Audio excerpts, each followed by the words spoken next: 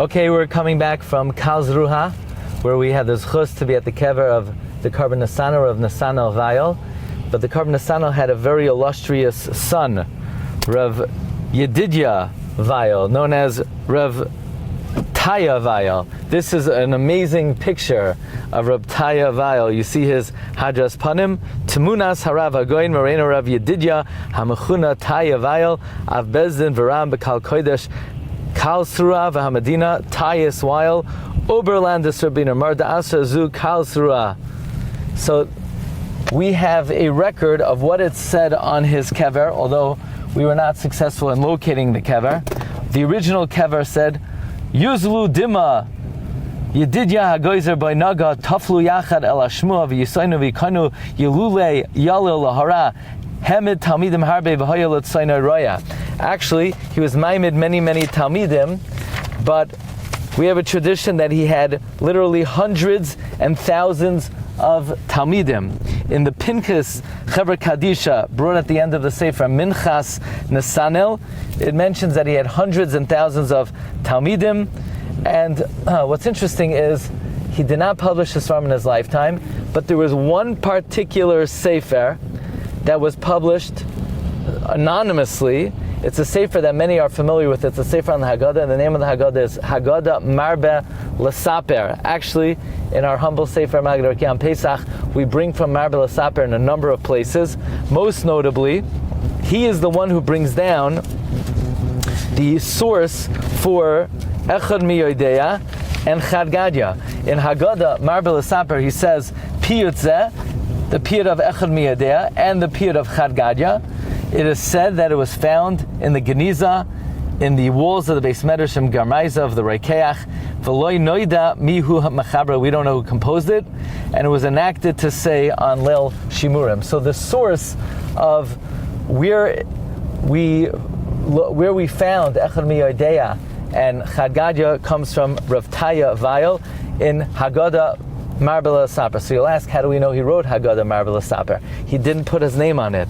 So amazingly, in the Tshuvas of Tshuva Me'ahava, in Tshuva Siman Reish Lametes, he brings, actually,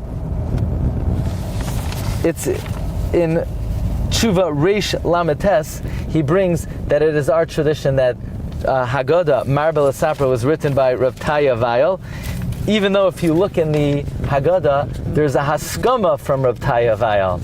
But amazingly, in the Hakdama of Marbeh Lesapper, he says a line that, so to speak, gives away that he's the author. He says, Yedid Yeh HaMesaper, Uvahalel Upesach Yisaper, Yizke Lebinyan Beis HaBechira,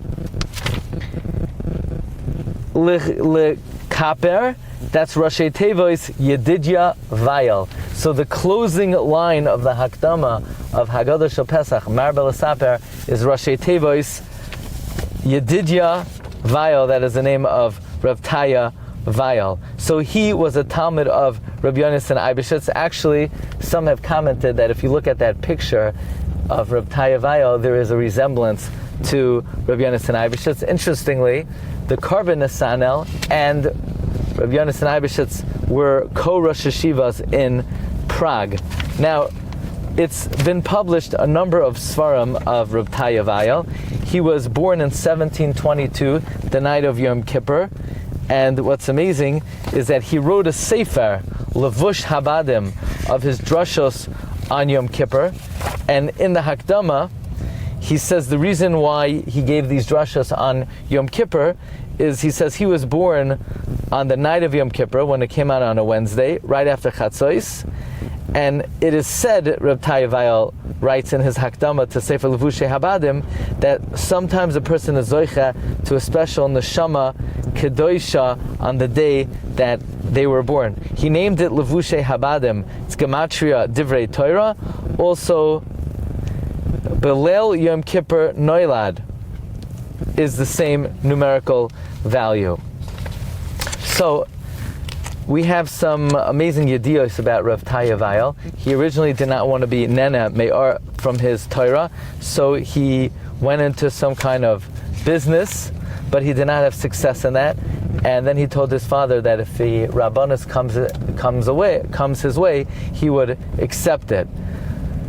It's interesting, the Reb Veyl became a choyle in his eyes. He was not able to see because of his iyun in learning, and he had to travel to Karlsruhe in order to regain his vision. In 1769, his father, the Karban Nesanel, passed away, and he was offered to be the Mamala Makam of his father, the Karban Nesanel, but he did not want to accept that position right away. He waited an entire year until he acceded to the request of the city. In the year 1778, Reb Veyl contracted a very severe lung disease, and the tzibur was mispalo for him, and he began to return to his health on Rosh Chodesh Iyar. Rosh Chodesh Iyar was both the yard site of his father, the Karban Nesanel, and of the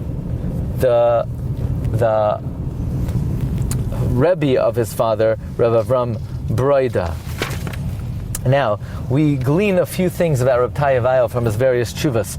So, for example, in Yoredeya, Siman Kuf Yud Aleph, Reb Veyl discussed a situation where one of his Talmidim had lost a relative, and the question is, should the yeshiva tell this bacher about the patira of the parent, or should they instead hide it? Should they instead hide it because it will cause bittul Torah? And Reb Veyl paskint, it's found in Shuvas Yoredeya Siman Kuf Yud Aleph, that if the bacher is a ben Torah and he's going to lose out 7 days of learning, efshir de'ein lahagid, and halacha l'maisa, he paskind about a certain bachar who the report came that he lost a relative on the 29th day of the month. That, in other words, the report came on day 29 after the p'tir of a parent that he lost a parent.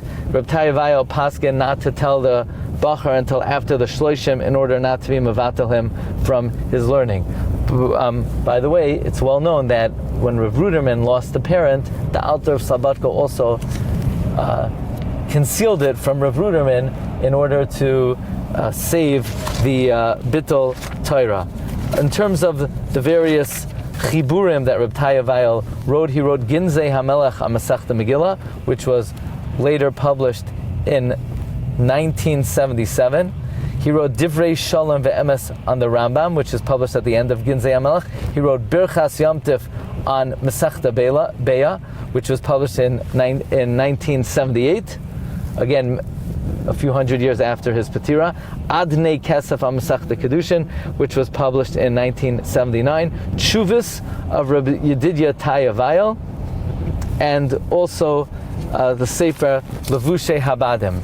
There are many great svarim of the Achronim that Reb Veyl appears in. So you could find he is brought in the Noid Yehuda, he's brought in the Hafla, in Shalos HaTshuvas Givas Pinchas, he's brought in Shalos HaTshuvas Zuchan Yosef. Now, the Tshuva Me'ahava, in the above mentioned Tshuva, disagrees with something Reb Veyl brings in Haggadah, Marbeh Lesapper. There's a very big question. Why were they misakein on that a woman is mavorech on Yom Tif when she lights the neros of Yom Tif? We know that a woman lights neros of Yom Tif, so she makes a shachianu. And the Tshuva Me'ava and Siman Reish Lamed Tes wonders, what's the reason for that? So he says there's a new Haggadah called Haggadah Marbeh Lesapper from Reb Veyl that he brings, that the Yosef Oimetz already discussed this, and he brings from his father, the Karban Nesanel, to let the women do this. It makes them feel good that they can make a shachianu. However, the Tshuva Me'ava disagrees. He says, how can we let them do this? What's going to happen Leil Pesach when they make Kiddush and then they're going to say Shachianu? Again, it's going to be a bracha l'vatala. This, of course, is something that Rabbi Yaakov Emden discusses in his Tshuvas. And this is an instance where Reb Veyl is quoted by the great Poskim, the Tshuva Me'ava. So we were in Karlsruhe, in the Makoy Menucha of Reb Veyl. So even though we weren't at the exact location of his kever, but The real kever of tzaddikim, Chazal say, Divareim heim tziyunam, their words, their Torah is their tziyun. So when you can't actually be at the kever, you learn their Torah. The location of the Torah is really the greatest makom menuchasam, and in that merit, all of our tefillos should be niskavel barachamim uvratzim.